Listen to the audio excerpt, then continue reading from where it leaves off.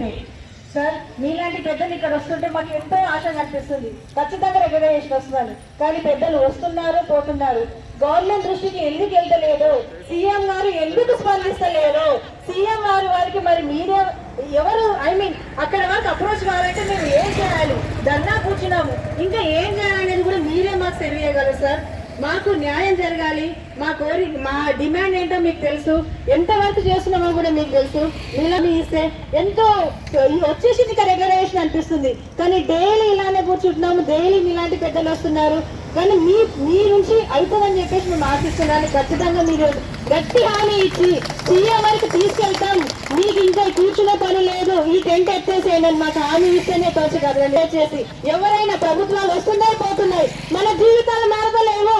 Vote అడిగేటప్పుడేమో మిమ్మల్ని 10 నిమిషాలు regularise చేస్తా, చాయ్ రాయినంతసేపు రెగ్యులైజ్ చేసా చాయ్. సీఎం గారైనా ఈవెన్ ప్రీవియస్ సీఎం అయినా ఆ సీఎం ఏమన్నారు?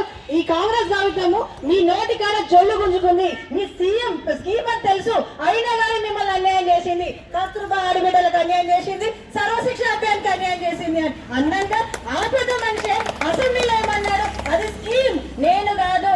ఇంకా ఏ సీఎం వచ్చినా కానీ వాళ్ళని రెగ్యులైజ్ చేయలేరు. చిల్లర స్థాయి ఉద్యోగస్తులు, చిన్న స్థాయి ఉద్యోగస్తులు, ఎక్కడ చిన్న స్థాయి ఉద్యోగస్తులు సార్? మేము చెప్పండి, మీరు మీకన్నా మేము ఏం తక్కువ జాబ్ చేస్తున్నాము చెప్పండి. ఎందులో మాకు డిఫరెన్స్ చెప్పండి, మా డిఫరెన్స్ చెప్పి అప్పుడు మీరు చెప్పండి. మా చిన్న స్థాయి చిరు ఉద్యోగులు ఎలా అంటారు మీరు?